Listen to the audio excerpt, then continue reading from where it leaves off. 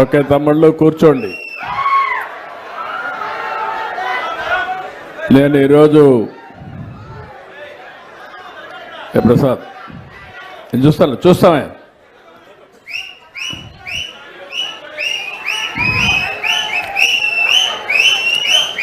Okay అమ్మా.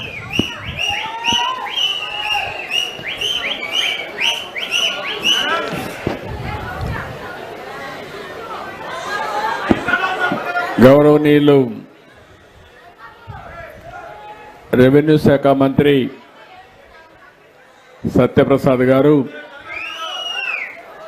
గౌరవనీయులు excise మరియు మైనింగ్ మినిస్టర్ అయినటువంటి కొల్లు రవీంద్ర గారు, గౌరవనీయులు సివిల్ సప్లైస్ మినిస్టర్ గారు అయినటువంటి నాదెళ్ల మనోహర్ గారు, స్థానిక శాసనసభ్యులు గౌరవనీయులు బోడే ప్రసాద్ గారు, వేదికపై ఉన్న గౌరవ శాసనసభ్యులు ప్రజాప్రతినిధులు, అదే సమయంలో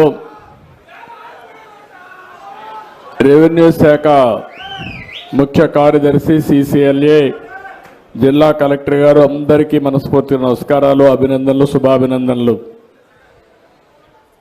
ఈరోజు నేను ఈడుపుగల్లుకు వచ్చింది రెవెన్యూ సదస్సులో వచ్చాను.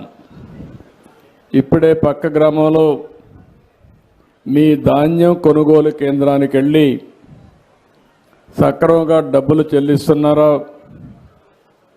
తేమ శాతం కూడా మాయిశ్చర్ కూడా కరెక్ట్గా అసెస్ చేస్తున్నారా, ఏ రైతుకు ఇబ్బంది కలగకుండా మీరు పండించిన ధాన్యానికి ధర ఇస్తున్నారా లేదా అని చూడడానికి వచ్చాను. నేను ఒకటే మీ అందరికీ హామీ ఇస్తున్నా, ఈ ప్రభుత్వం అంతా కూడా మీరు కలలు గని 5 సంవత్సరాలు బాధలు పడి మళ్ళీ ఎన్డీఏ ప్రభుత్వం వస్తే తప్ప మాకు న్యాయం జరగదని ముక్త కంఠంతో ఓట్లేశారు, పెద్ద మెజార్టీతో గెలిపించారు, అనేక ఆశలు పెట్టుకున్నారు. ఆ ఆశలు నెరవేర్చడానికి 6 నెలలుగా మేము కష్టపడుతున్నాం, ఇంకా కష్టపడతాం. ప్రతి సమస్యకు పరిష్కార మార్గం చూపించాలనేది మా ఆలోచన. ఒక ఉదాహరణకు నేను చాలాసార్లు చెప్పినప్పుడు మీరు కూడా క్షేత్రస్థాయిలో చూశారు ఏ విధంగా గత ప్రభుత్వం ప్రవర్తించింది. భూ కబ్జాలు మొదలుకొని వ్యవస్థలను పూర్తిగా నిర్వీర్యం చేయడమే కాకుండా విధ్వంసం చేసే పరిస్థితికి వచ్చారు. నేను ముఖ్యమంత్రిగా 4వసారి వచ్చాను, 3 సార్లు ముఖ్యమంత్రి అయ్యాను, కానీ ఎప్పుడూ ఇన్ని ఇబ్బందులు చూడలేదు. ముఖ్యమంత్రి అయిన తర్వాత కూడా చాలా సమస్యలు రాత్రింబగళ్ళు నేను ఆలోచించిన ఇంకా పరిష్కార మార్గాలు దొరకలేదంటే మీరే గుర్తుపెట్టుకోవాల్సిన అవసరం ఉంది ఎంత విధ్వంసం జరిగిందో. కానీ ఒకటే హామీ ఇస్తున్నా, మీరు మా మీద నమ్మకం పెట్టుకున్నారు. ఆ రోజు వీరోచితంగా ఎన్నో ఎన్నికల్లో పోటీ చేశాం, కానీ నిలబెట్టిన అభ్యర్థుల్ని 93% గెలిపించారంటే ఇది మీరు చూపించిన అభిమానం. ఓట్లు కూడా మామూలుగా వేయలేదు, 57% ఓట్లు గుద్దారు మీరంతా కలిసి. మేమెంత చేసినా అది తక్కువే అవుతుంది, కానీ ఇది ప్రజాప్రభుత్వం, మీ ప్రభుత్వం, మీ ఆశల మేరకు పనిచేసే ప్రభుత్వం అని మరొక్కసారి చాలా స్పష్టంగా మీ అందరికీ హామీ ఇస్తున్నా. రాష్ట్రంలో ఉండే సమస్యలను కూడా నేను చాలామంది ముఖ్యమంత్రులు చూశాను, నేనే అందరికంటే ఎక్కువ ముఖ్యమంత్రిగా ఉన్నాను. 14 సంవత్సరాలు అప్పుడున్నాను, ఇప్పుడు పూర్తి చేస్తే 19 సంవత్సరాలు అవుతుంది. 3 సార్లు ప్రతిపక్ష నాయకుడిగా ఉన్నాను. సమైక్య ఆంధ్రప్రదేశ్లో నా రికార్డు ఎవరు బ్రేక్ చేయలేరు, ఇక్కడ కూడా ప్రస్తుతానికి ఎవరు బ్రేక్ చేసే పరిస్థితిలో కూడా లేరు. కానీ మీరు ఒక్క విషయం చూస్తే ఏ నాయకుడు చేయనంత విధ్వంసం జరిగింది. పరిపాలన అంటే ఒకటి రెండు, ఒక మనిషి అసమర్థుడున్నా అవినీతిపరుడున్నా కొన్ని సమస్యలు వస్తాయి, కానీ ఇన్ని సమస్యలు సృష్టించి మన జీవితాలను అంధకారం నెట్టే పరిస్థితి వస్తారని నేను ఎప్పుడూ ఆలోచించలేదు.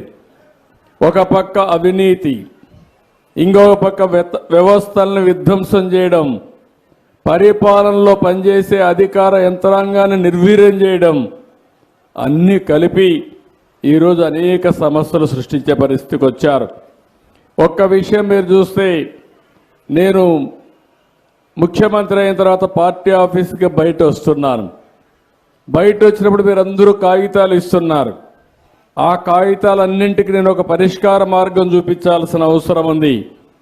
ఇప్పటికి మీరు చూస్తే 1,57,481 అర్జీలు నా దగ్గరకు వచ్చాయి. నా దగ్గరకు వచ్చినట్టే కాకుండా మిగిలిన వాళ్ళ దగ్గర కూడా వెళ్ళాయి. ఇందులో సమస్యలు చూస్తే రికార్డ్ ఆఫ్ రైట్స్ కోసం 78,854 అప్లికేషన్లు వచ్చాయి, అంటే 50% అందులోనే ఉన్నాయి. ఇంటి జాగాల కోసం 9,830. ల్యాండ్ గ్రాబింగ్, మీ భూమిని కబ్జా చేసిన కేసులు చూస్తే 9,528 కంప్లైంట్స్ వచ్చాయి. ఒకటి రెండు కాదు, 10,000 కంప్లైంట్స్ ఇప్పటికే. ఇవి కాకుండా గవర్నమెంట్ ల్యాండ్ కోసం 8,366 వచ్చాయి. అదే మరిగా ఎన్క్రోచ్మెంట్స్ చూస్తే 8,227 వచ్చాయి. ఇంకొక పక్కన అధికార యంత్రాంగం పైన, వార్డు రెవెన్యూ సెక్రటరీల పైన కంప్లైంట్స్ ఒక 8,000 వచ్చాయి.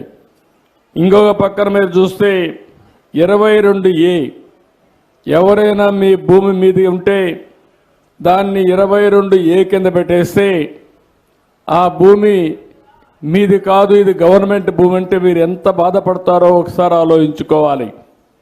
మార్చింది నెంబరే, కానీ మీ జీవితానికి అంధకారం సృష్టించే పరిస్థితికి వచ్చారు దుర్మార్గులు. దానిపైన మళ్ళా ఒకసారి ఆలోచించి మీరు చూస్తే 22A వేస్తారు. వాళ్ళే వచ్చి చెప్తారు మీ దగ్గరకు వచ్చి, నీది గవర్నమెంట్ భూమి, అది నాకు ఇచ్చేసి నీకు కావాలంటే కొంత డబ్బులు ఇస్తాను అని మీతో రాయబారం చేసి సెటిల్మెంట్కి వచ్చే పరిస్థితికి వచ్చారు. ఒకసారి మీరు ఒప్పుకొని ఆ భూమి ఇచ్చేస్తామంటే ఇమీడియట్గా 22A మారిపోతుంది, అది మళ్ళా మీ పట్టా భూమి అవుతుంది. ఆ పట్టా భూమి వాళ్ళు కబ్జా చేసే పరిస్థితికి వస్తున్నారు. 1 2 కాదు, కొన్ని వందల కేసులు జరిగాయి. ఇవన్నీ చూసిన తర్వాత నాకు అనిపించింది, నేను ప్రధానంగా ఫోకస్ చేయవలసిన ఏకైక సమస్య మీ భూమి మీకు ఇప్పించే బాధ్యత తీసుకోవాలని అక్కడి నుంచి పట్టుదలగా ముందుకు పోయాం. ఈరోజు మనం ఒకసారి చూస్తే భూమి అనేది ఒక మీ యొక్క భవిష్యత్తుకు సంబంధించిన విషయం. ఒక గజమైన, ఒక సెంటైరా, ఒక ఎకరా అయినా మనకు ప్రాణంతో సమానం. నేను ఇప్పుడే ఈ ఊర్లో చూశాను, అన్నదమ్ముల గొడవ, భూ వివాదాన్ని చూస్తే పెద్ద సమస్య. అంటే ఎవ్వరు కూడా భూమి విషయంలో చాలా సున్నితంగా ఆలోచిస్తారు, అదే సర్వస్వాన్ని భావిస్తారు. అలాంటి భూమిని ఇష్టానుసారంగా చేసే పరిస్థితికి వచ్చారు. భూమికి మనకు అవినాభావ సంబంధం ఉంది, విడదీయలేని సంబంధం ఉంది.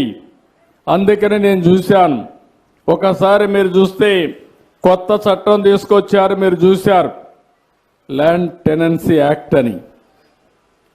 ఆ land tenancy act, land titling act అని కొత్త చట్టం తీసుకొచ్చారు. ఆ ల్యాండ్ టైటిలింగ్ యాక్ట్లో ఆనాటి ముఖ్యమంత్రి గుమస్తాన్లు పెట్టుకుని మీ భూమి మీద పెత్తనం చేసే పరిస్థితికి వచ్చాడంటే ఎంత దుర్మార్గం మీరు ఒక్కసారి ఆలోచించుకోవాలి. ఎన్నోసార్లు చెప్పాం, భూమి అనేది అప్పటికే ఒక తప్పు చేశారు. భూమి మీది, మీ తాతో మీ ముత్తాతో మీ తండ్రో మీకు భూమి ఇస్తే, లేకుంటే మీరు కష్టపడి భూమి కొనుక్కుంటే దానిపైన బొమ్మ వేసుకున్నది ఎవరి బొమ్మ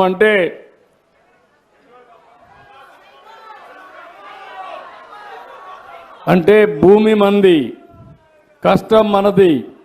మన భూమి మీద ఆయన ఫోటో వేసుకుని ఆ దాని మీద ఉండవలసిన రాజముద్ర ఉండాలి. మీకు ఒక గ్యారంటీ ఉండాలి.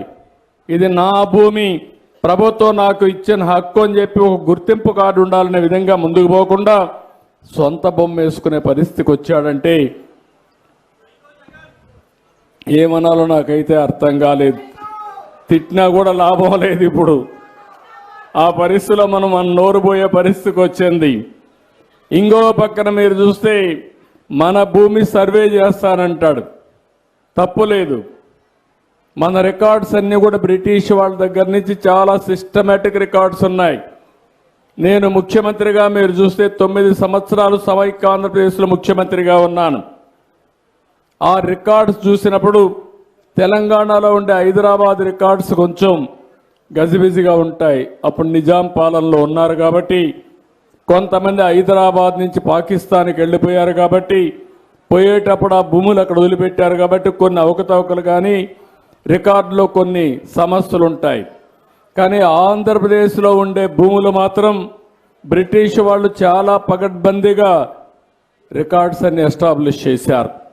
మీరు ఒకసారి చూస్తే ఒకప్పుడు కేఎం, అదే మరి మున్సప్ ఉండేవారు, అదే మరిగా జమాబందీ జరిగేది.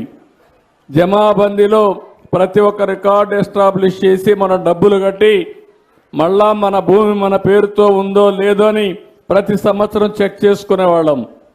అలాంటి ఒక మంచి వ్యవస్థ ఉండే పరిస్థితి ఇక్కడ. ఈరోజు ఇక్కడ మీరు చూస్తే ఇష్టానుసారంగా ల్యాండ్ టైటిలింగ్ యాక్ట్లో మీరు కోర్టుకు కూడా పోయే పని లేదు. రెవెన్యూ ఆఫీసర్ ఉండే పరిస్థితి లేదు. కంప్యూటర్లో పెట్టుకొని మనల్ని ఆడిస్తే రికార్డు మారిస్తే మన భూమి మనకు వచ్చే దిక్కు లేకుండా చేస్తే నేను ఒకటే ఆలోచించాను, ఈ చట్టాన్ని ఎట్టి పరిస్థితిలో ఉండకూడదని చెప్పిన మాట ప్రకారం మొదటి క్యాబినెట్లో పెట్టి ఆ చట్టాన్ని రద్దు చేసింది మీ ప్రభుత్వం అని చెప్పి కూడా నేను మీకు తెలియజేస్తున్నా. అంతటితో ఆగలేదు.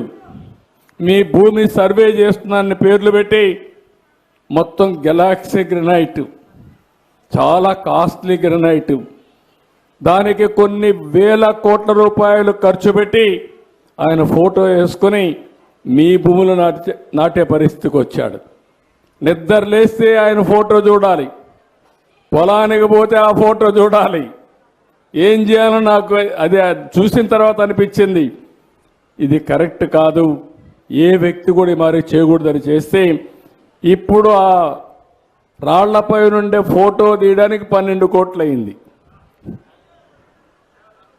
ఇలాంటి మనం చూస్తే చాలా బాధేస్తుంది. ఇలాంటివన్నీ జరిగాయి. అది చూసిన తర్వాత ఈరోజు మీరంతా కూడా మొన్నటి వరకు భయంగా బతికారు.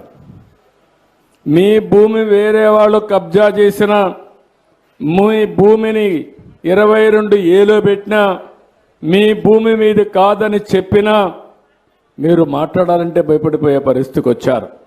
ఈరోజు ఎన్డీఏ ప్రభుత్వం ఇచ్చింది, మీరు స్వేచ్ఛగా ఇక్కడొచ్చి ఎవరు తప్పు చేసినా నేరుగా అడిగే అధికారం మీకు ఇచ్చింది ఎన్డీఏ ప్రభుత్వం అని చెప్పి కూడా నేను మీకు తెలియజేస్తున్న ప్రభుత్వం. ఒకప్పుడు నవ్వు ముఖమే నేను చూడలా, కనీసం ఇప్పుడు నవ్వుతున్నారు. ఒకప్పుడు నవ్వాలంటే కూడా భయం, 24 గంటల సమస్యలతో ఉండేవారు. ఇవన్నీ చూసిన తర్వాత నాకు అనిపించింది, మీ ఆస్తులకు రక్షణ కల్పించాలని. సమస్యలు సృష్టించడం చాలా తేలిక, సమస్య పరిష్కారం చేయాలంటే చాలా సమస్య ఉంటుంది. ఈరోజు ఈ సమస్యను పరిష్కారం చేయాలని మేము ఈరోజు మీరు చూస్తే దగ్గర అన్ని రెవెన్యూ గ్రామాల్లో రెవెన్యూ సదస్సులు పెట్టాం. ఇప్పటి వరకు చాలా వరకు కొన్ని గ్రామాల్లో రెవెన్యూ సదస్సులు మీరు చూసినప్పుడు దగ్గర 9,500 మొత్తం ఇప్పటి వరకు చూసి 95,263 పిటిషన్లు వచ్చాయి రెవెన్యూ సదస్సుల్లో. ఇప్పటికి చేసింది దగ్గర ఒక 10 రోజులు. ఎన్ని రోజులైంది? ఇప్పటికి 6వ తారీఖు స్టార్ట్ చేశారు. డిసెంబర్ 6వ తారీఖున స్టార్ట్ చేసి జనవరి 9 వరకు రెవెన్యూ సదస్సులు పెడుతున్నాం. అన్ని రెవెన్యూ గ్రామాల్లో సదస్సులు పెడుతున్నాం. ఇప్పుడే మంత్రి గారు చెప్పినట్టు దగ్గర 3 లక్షల మంది ఇప్పటి వరకు అటెండ్ అయ్యారు. దగ్గర 1 లక్ష సమస్యలు ఇప్పటికే రిపోర్ట్ అయినాయి. నేను ఒకటే మీ అందరికీ చెప్తున్నా, ఎన్నో సంవత్సరాలుగా పెండింగ్లో ఉన్న సమస్యల్ని ఈ రెవెన్యూ సదస్సుల ద్వారా పరిష్కారం చేసి మీ ఆస్తి మీకిచ్చే బాధ్యత మాది. దాంట్లో అనుమానమే లేదు. ఇది ఇంకో పక్కన మీరు చూసినప్పుడు కొత్తగా కూడా ఒక చట్టం తీసుకొచ్చాం. ఇప్పుడే ఒక అతను వచ్చాడు, మీరు చూశారు, ఇక్కడే ఉన్నాడు. ఈ పక్కన అతను అన్నమయ్య డిస్ట్రిక్టా, అన్నమయ్య జిల్లా. ఆయన భూమి వేరే వాళ్ళు కబ్జా చేశాడు. కబ్జా చేస్తే ఎక్కడెక్కడో తిరిగాడు. ఎక్కడా పరిష్కారం కాకపోతే నేను ఇక్కడికి వస్తున్నానంటే నేరుగా నాకు ఇస్తే ఆ సమస్య పరిష్కారం అవుతున్న ఉద్దేశంతో ఎదుక్కుంటా వచ్చాడు అతను. ఇలాంటి వాళ్ళు చాలా మంది ఉన్నారు. నేను అందుకని మీరందరూ చూస్తే కొత్తగా ఒక చట్టాన్ని తీసుకొచ్చాం.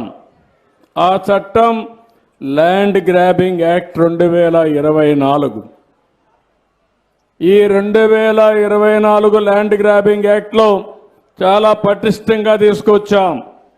ఎవరైనా సరే వేరే వాళ్ళ భూములు కొట్టేస్తే, కబ్జా చేస్తే అలాంటి వారిపైన చాలా కఠినంగా ఉంటాం.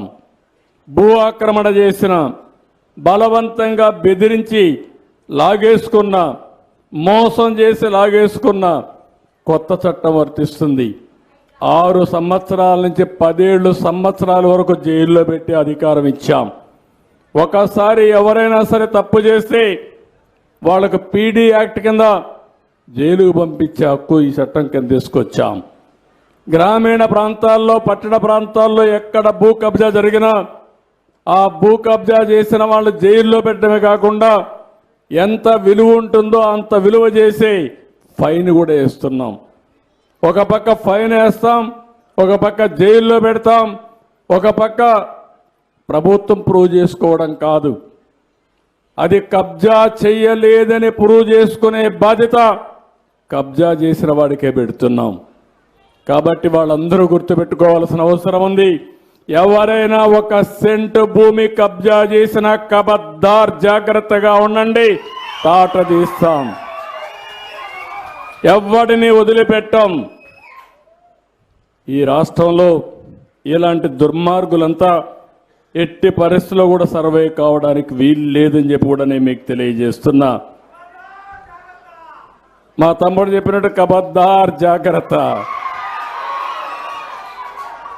ఆ భూమి దగ్గరికి పోయినప్పుడే అతనికి జైలు కూడా కనపడాలి. ఈ భూమి దగ్గరికి వస్తున్నాం, రేపు మళ్ళా జైలుకు పోవస్తుందని భయపడితే ఆ భూమి దగ్గరకు వచ్చే పరిస్థితి కూడా ఉండదు. ఆ విషయం వీళ్ళు గుర్తుపెట్టుకోవాల్సిన అవసరం ఉంది. ఎందుకంటే ఈరోజు నేను చూశాను, దగ్గర 16,816 గ్రామాలకు గాను 6,698 గ్రామాల్లో రీసర్వే చేశారు.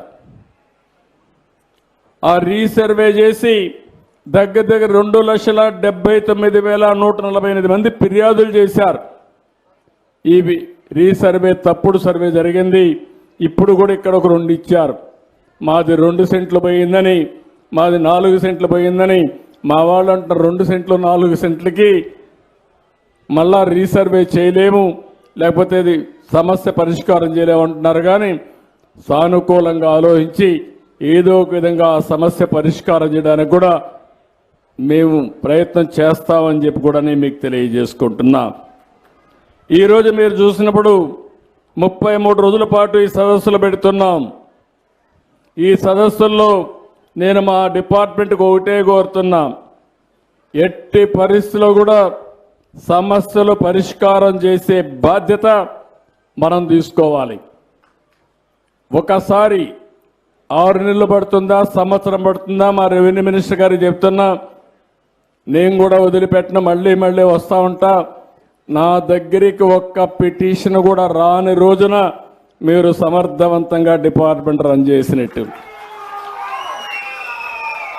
ఒకవేళ నా దగ్గరికి ఒక పిటిషన్ వచ్చినా ఆ పిటిషన్ వివరాలు కంప్యూటర్లో చూస్తే పరిష్కారం చేయలేని సమస్యగా ఉండాలి. ఎక్కడో ఫారెస్ట్ ల్యాండ్ ఇచ్చేయమంటే ఇవ్వలేము, లేకపోతే ప్రభుత్వ భూమి ట్యాంక్ పరంబోకి ఇచ్చేయమంటే ఇవ్వలేము. అలాంటి తప్ప మానవతా దృక్పథంతో పరిష్కారం చేయగలిగిన ప్రతి ఒక్క సమస్య పరిష్కారం చేస్తామని మీ అందరికీ హామీ ఇస్తున్నా. అంతేకాకుండా ఈరోజు మీరు చూస్తే ఈ సదస్సుల ద్వారా ప్రతి ఒక్క గ్రామంలో రెవెన్యూ మ్యాప్ కానీ ప్రభుత్వ ప్రైవేట్ భూములన్నీ కూడా ప్రదర్శన చేసే విధంగా పెట్టాం. అభ్యంతరాలుంటే పూర్తిగా చెప్పమన్నాం.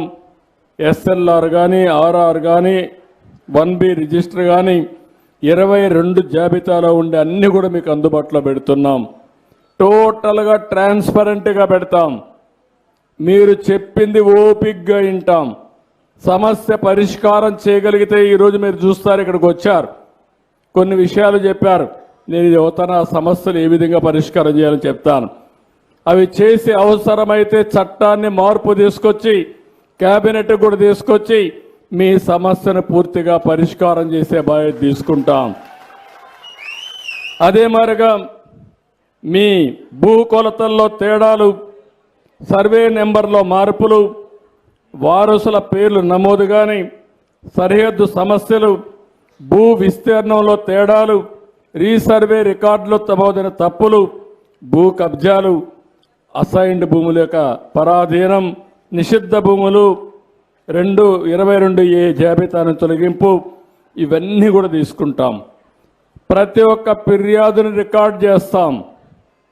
జవాబుదారితనంగా పనిచేస్తాం. పూర్వపరాలన్నీ కూడా దానికి ఏమేమి ఉన్నా అన్నీ తీసుకుంటాం. అన్నీ తీసుకుని నేను ఒకటే హామీ ఇస్తున్నా, వన్స్ ఫర్ ఆల్ ఈ సమస్యకు పరిష్కార మార్గం చూపించే బాధ్యత ఈ ప్రభుత్వం తీసుకుంటుంది. శాశ్వతంగా పరిష్కారం చేస్తాం. ఒకసారి ఆ రికార్డులు అప్డేట్ అయిన తర్వాత మీకందరికి కూడా మళ్ళీ పట్టాదారు పాస్ పుస్తకాలు ఇస్తాం. సర్వే కూడా పూర్తి చేస్తాం. ఆ సర్వే పూర్తి చేయడమే కాకుండా మీ పట్టాదారు పాస్కోలో QR కోడ్ కూడా పెట్టి మీరు మీ యొక్క భూమి మీ పేరుతో ఉందో లేదో చూసుకునేట్టుగా వసతి ఏర్పాటు చేస్తాం. అది చూసుకొని ఎక్కడ మీ భూమి ఉందో ఆ భూమి దగ్గర నేరుగా పోయేట్టుగా జియో ట్యాగింగ్ కూడా చేసి మీ భూమి దగ్గర మీరు పోయే పరిస్థితి వస్తుంది. ఎప్పటికప్పుడు మీ రికార్డ్స్ అన్ని వెరిఫై చేసుకునే పరిస్థితికి వస్తారు. ఇవన్నీ కూడా ఒక నిర్దిష్టమైన కాల పరిమితి పెట్టుకొని ఇవన్నీ పూర్తి చేస్తాం. ఇప్పుడు టెక్నాలజీ కూడా వచ్చింది. టెక్నాలజీలో మీరు చూస్తే జియో ట్యాగింగ్ చేస్తే ఇప్పుడు ఈ ఇల్లు ఇక్కడ ఉందంటే పలానాళ్ళ పేరుతో ఉందంటే నేను డ్రోన్ ద్వారా మీకు మెడిసిన్ కావాలంటే మందులు కావాలంటే మీ ఇంటి మీదకే పంపించే పరిస్థితికి వస్తుంది. అలాంటి టెక్నాలజీస్ వచ్చేసాయి. మొన్న మీరు చూశారు బుడమేరు వరదల్లో నేరుగా కింద నుంచి పైకి పంపించాలంటే మా వల్ల కాకపోతే డ్రోన్ ఉపయోగించుకొని పైకి ఆహారం పంపించాం. ఇప్పుడు నేను మా ఇంటి దగ్గర నుంచి మీకు ఏదైనా అవసరమైతే పంపించాలంటే పలానా ఇంటికి పంపించాలంటే నేరుగా మీ ఇంటికి పంపించే ఏర్పాటు చేయడానికి కూడా సిద్ధపడుతున్నాం. టెక్నాలజీలో చాలా మార్పులు వచ్చాయి. నేను అందుకనే ఈరోజు చూశాను ప్యాడీ ప్రొక్యూర్మెంట్లో ఏదైతే ధాన్య సేకరణలో చాలా స్పష్టంగా ఎక్కడెక్కడ మీ పొలంలో మీ ధాన్యం ఉందా లేకుంటే తీసుకుపోయి ఇమ్మీడియట్గా ధాన్యం తేమ ఎంత ఉందో మాయిశ్చర్ టెస్ట్ చేశారా, టెస్ట్ చేసిన తర్వాత రైస్ మిల్కి వెళ్ళిందా, ఇవన్నీ కూడా ఐడెంటిఫై చేస్తూనే రైస్ మిల్లో మీ ధాన్యాన్ని మీరు అప్పచెప్పిన 2-3 గంటల్లో బ్యాంకులో మీ డబ్బులు వేస్తే నేరుగా అక్కడి నుంచి నేరుగా బ్యాంకు మీరు ఆ డబ్బులు తీసుకునే పరిస్థితి. బ్యాంకు కూడా పోయే పని లేదు. మీ ఫోన్లోనే పేటీఎం ఉంది, అక్కడి నుంచి ఆపరేట్ చేసుకోవచ్చు. ఎవరికి కావాలంటే వాళ్ళకి ట్రాన్స్ఫర్ చేసుకునే పరిస్థితి వస్తుంది. ఇలాంటివన్నీ తీసుకొస్తున్నాం. ఇక్కడికి వచ్చినప్పుడు నేను ఒకటే మీ అందరికీ హామీ ఇస్తున్నాను, అనేక సమస్యలు ఈ గ్రామంలో వచ్చే బీసీ కాలనీ అతి పెద్ద సమస్య. 176 ఇంటి జాగాలు 82, 87లో ఇచ్చారు. అంటే ఎన్టీ రామారావు గారి పీరియడ్లో ఇచ్చాం. అక్కడి నుంచి అనేక సమస్యలు ఎదుర్కొని ఈరోజు మళ్ళా 22A ఎక్కించి ఇది మీ భూమి కాదు, ఇది ప్రభుత్వ భూమి అని మిమ్మల్ని ఇబ్బంది పెట్టే పరిస్థితికి వచ్చారు. నేను అందుకే ఒకటే హామీ ఇస్తున్నాను, ఈ 176 మందికి పట్టాలు ఇచ్చే బాధ్యత బేషరతుగా ఇచ్చే బాధ్యత మేము తీసుకుంటాం.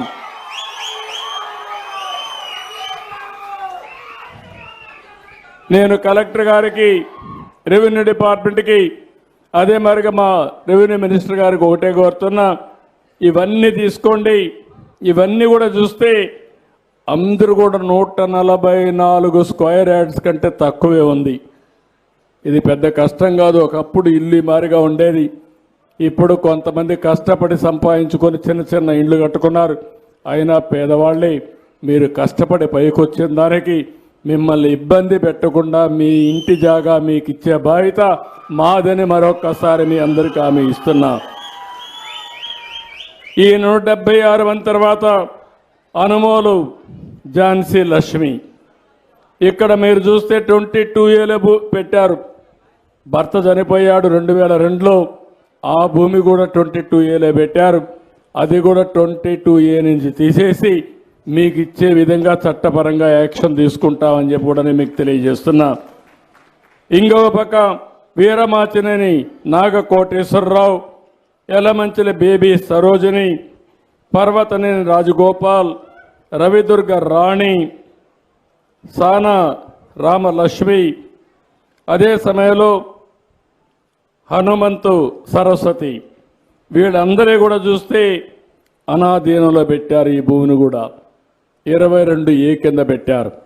అవి కూడా ఆదేశాలు ఇస్తున్న చెప్తున్నా, చట్టపరంగా ఎగ్జామిన్ చేసి వాళ్ళ భూమి వాళ్ళకి ఇచ్చేట్టుగా, వాళ్ళకు పట్టా ఇచ్చేట్టుగా చర్యలు తీసుకుంటాం. ఇది కూడా పరిష్కారం చేస్తాం.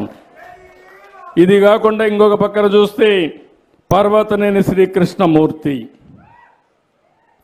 ఈ భూమి కూడా old survey number correlation changes చేయమని కోరారు. అది కూడా లాగిన్ వచ్చి 388/6, బట్ నోట్ చేసింది 388/1 పెట్టారు. ఇది కూడా ఇమ్మీడియట్ కరెక్ట్ చేపిస్తాం. పర్వతనేని వెంకట జగన్మోహన్ రావు, అది కూడా సేమ్ సమస్య, ఇది కూడా చేస్తాం. ఈ రెండు కూడా పరిష్కారం అవుతాయని చెప్పి కూడా నేను మీకు తెలియజేస్తున్నా. ఇంకొక పక్కన ఒకటి చూస్తే యార్లగడ్డ మాధురి,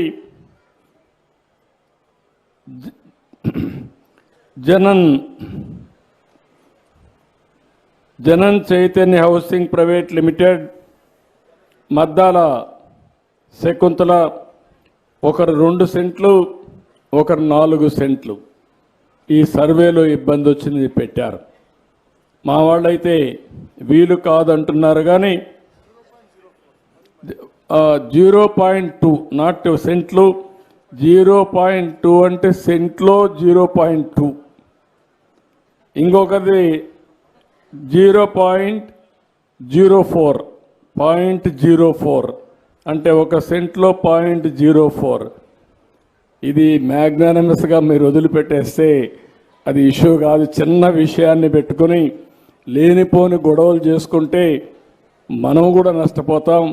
ఆ చిన్న చిన్న గొడవలకి వీలైనంత వరకు అవాయిడ్ చేయడం మంచిదని నా అభిప్రాయం. ఇంకొక కేసు నేను చూస్తున్నా, ఒక ఇంట్లో 4 ఉంటే 4 మధ్యలో కోనేరు రమేష్, కోనేరు పద్మజ, కోనేరు సునీల్, కోనేరు ఇందిరాదేవి, కోనేరు ప్రసాద్, 5 మంది. కుటుంబ సమస్య. ఓసారి కుటుంబ సమస్య కూడా కోర్టుకి ఎక్కే పరిస్థితి వస్తుంది. కానీ నష్టపోయేది మనమే నష్టపోతాం. ఎవరన్నా మీ పెద్ద మనుషులు ఉంటే, ఒకప్పుడు మనం అంతా కూడా ఈ సమస్యలు పరిష్కారం చేసుకునే వాళ్ళం. పెద్దవాళ్ళు చెప్తే వినేవాళ్ళు. ఇప్పుడు రాను పెద్దవాళ్ళు చెప్పినా వినేవాళ్ళు తగ్గిపోయారు. ఎవరి పాటికి వారు స్వతంత్రంగా ఎక్కడికక్కడ లిటిగేషన్ పెట్టుకునే పరిస్థితికి వచ్చారు. లేనిపోని సమస్యలు వస్తున్నాయి. మనందరం గుర్తుపెట్టుకోవాల్సింది, భగవంతుడు మనకు సంపద ఇవ్వాలి తప్ప చిన్న చిన్న విషయాలు కొట్లాడుకుంటే నష్టపోయేది మనమే. ఆ విషయం మీరు గుర్తుపెట్టుకోవాల్సిందిగా నేను మిమ్మల్ని అందరినీ కోరుతున్నా. అప్పటికి కూడా ఎవరైనా పరిష్కారం కాకపోతే ప్రభుత్వం ఆలోచిస్తాం, ఎవరు న్యాయంగా ఉంటే దాని ప్రకారం మేమేం చేయాలో చేస్తాం. ఈ 5 విషయాలు కూడా కలెక్టర్కి ఒకసారి చెప్తున్నా, మీరు 5 మందిని పిలిపించి ఒకసారి మాట్లాడండి. మీ జాయింట్ కలెక్టర్కి చెప్పండి, అవసరమైతే ఎస్పీ కానీ అడిషనల్ ఎస్పీ కూడా చెప్పి వీలైనంత వరకు అమికబుల్గా వాళ్ళందరిలో న్యాయం ఏ పక్క ఉంటే ఆ పక్క చేసి పరిష్కారం చేసే మార్గానికి శ్రీకారం చుట్టమని కూడా చెప్తున్నా. నాకు అర్థమైంది మీ సెంటిమెంట్స్ కూడా. ఓసారి సున్నితమైన విషయం, భూమి అనేది చాలా సున్నితం. భూమితో మనకుండే అనుబంధం కూడా చాలా విడదీయలేనిది. రెండోది, ఒక్కోసారి మన కుటుంబ సభ్యుల్లో కూడా మనకు విభేదాలు వస్తూ ఉంటాయి. విభేదాలు వచ్చినప్పుడు చివరి వరకు మీరు లాగతా కూర్చుంటే మీకు కూడా నష్టం వచ్చే పరిస్థితి వస్తుంది. అది కూడా గుర్తుపెట్టుకోవాల్సి కోరుతున్నా. ఏది ఏమైనా ఈ రాష్ట్రంలో నేను ఒకటే ఆలోచిస్తున్నాను, ప్రతి ఒక్కరికి న్యాయం చేయాలనేది నా ఆలోచన. ఒకవేళ అవసరమైతే మీరు ఇబ్బంది పడినా నేనేమైనా చేయగలిగితే, పరిష్కారం చేయగలిగితే, మీరు పరిష్కార మార్గం చూపించగలిగితే అది కూడా నేను అమలు చేసి ఆమోదయోగ్యంగా చేస్తామని చెప్పి కూడా నేను మీకు తెలియజేస్తున్నా. ఈరోజు నేను మీకు వచ్చినప్పుడు ఎక్కువ విషయాలు గ్రామ సమస్యలు నేను మాట్లాడలేదు. నేను ముఖ్యంగా మాట్లాడిన సమస్యలన్నీ మీరు చూస్తే రెవెన్యూ సమస్యలే మాట్లాడాను. ఈ సమస్యలన్నీ పరిష్కారం చేస్తాం. నేను అవసరమైతే మళ్ళీ మా వాళ్ళు సదస్సులన్నీ పూర్తి చేసిన తర్వాత కూడా సమస్య పరిష్కారం కాకపోతే దాని పూర్వోపరాలకు వెళ్ళి ఆ సమస్య పరిష్కారం చేసే వరకు మీకు నేను అండగా ఉంటాను, ఈ ప్రభుత్వం అండగా ఉంటుందని మరొక్కసారి మీ అందరికీ హామీ ఇస్తూ, ఈరోజు నేను మధ్యాహ్నం రావాల్సింది. ఒకసారి రోడ్డు మీదకి వచ్చిన తర్వాత నేను కూడా అక్కడ సమస్య పరిష్కారం చేసే వరకు అక్కడనే ఉండే పరిస్థితి వస్తుంది. అందుకే నేను ధాన్యం సేకరణ విషయంలో కూడా చాలా సమస్యలు ఉంటే అవన్నీ అధ్యయనం చేసుకోవడానికి ఆలస్యమైంది. 1 గంటకు వచ్చిన మీరందరూ సాయంత్రం 4 గంటల వరకు ఉన్నారు. మీకు మనస్ఫూర్తిగా అభినందనలు, ధన్యవాదాలు. ఏంటి తమ్ముడు ఇట్రా, ఉండమ్మా, కూర్చో. మీరు ఒక్కొక్కరు రండి, కూర్చోండి. మీరు కూర్చోవాలి. మీరు కూర్చోండి. హలో, చెప్పాను. మైక్ తీసుకొని చెప్పండి. కూర్చోండి అమ్మా, కూర్చోండి. 1 మినిట్ కూర్చోండి. నేను ఎప్పుడూ అనుకోలేదండి ముఖ్యమంత్రి గారితో ఇలా నేరుగా మాట్లాడతానని, నా సమస్య చెప్పుకుంటానని ఎప్పుడు అనుకోలేదు. సార్ చెప్పారు ఈ 5 ఏళ్లుగా నవ్వుతున్న మొహాలు ఎప్పుడు చూడలేదని చెప్పారు. కానీ నేను చూశాను సార్, నవ్వుతున్న మొహాలు నేను చూశాను. ఎక్కడంటే మన పాస్బుక్ల పైన జగన్ గారు నవ్వుతుండే చూశా. ఆయన పలకలు వేసుకున్నారు కదా రోడ్ల పైన, వాటిపైన ఆయన నవ్వుతుండే చూశా. శవాల దగ్గరికి వెళ్ళి నవ్వుతాడు కదా, అది చూశా నేను. ఆ నవ్వు మొహాలు నేను ఖచ్చితంగా చూశాను సార్. మిగతా నవ్వులు నిజంగానే నేను ఇప్పుడు చూస్తున్నా ఇక్కడ. అయితే సార్ నా సమస్య వచ్చేసి నాకు రేషన్ కార్డు కావాలి సార్, తర్వాత హ్యాండిక్యాప్డ్ సర్టిఫికేట్ లేదు సార్. నేను వచ్చేసి మన జగన్ గారు ఉన్నారు కదా, ఆయన అభిమానితో నేను శపథం చేశాను, మా బాబు గారు వచ్చాక కంపల్సరీగా నాకు ఇప్పిస్తారు రేషన్ కార్డు, నాకు ఖచ్చితంగా హ్యాండిక్యాప్డ్ సర్టిఫికేట్ కూడా వచ్చిందని నేను చెప్పాను సార్. ఆ విషయం మీతో ఒకసారి మాట్లాడుతాను. నేను ఆటో తోలుతాను సార్, రోజుకి 350 రూపాయలు రెంట్ సార్. రోడ్డు మీద వెళ్తుంటే నాకు కనిపించింది సార్ ఇక్కడ మీరు వస్తున్నారని చెప్పేసి, మీతో మాట్లాడితే నా సమస్య ప్రాబ్లం సాల్వ్ అవుతుందని చెప్పి నేను వచ్చాను సార్ ఇక్కడికి. నీకు ఆటో ఏది మామూలు ఆటో ఉందా? ఆటో తోలుతాను సార్ నేను, రెంట్కి సార్. అది రెంట్కి తీసుకుని నీకు ఆటో కొనిస్తాను, ఎలక్ట్రికల్ ఆటో కొనుక్కో. ఓకే, రేషన్ కార్డు ఇచ్చి ఎలక్ట్రికల్ ఆటో ఇప్పించండి ఇమ్మీడియట్గా. ఆ పేరు రాసుకొని ఇప్పించండి, నేను ఇప్పిస్తాను. నువ్వు నీ కుటుంబాన్ని చూసుకొని జాగ్రత్తగా. ఓకే, 98187514. ఓకే అమ్మా, ఓకే, థ్యాంక్ యూ అమ్మా. Okay, photo, thank you.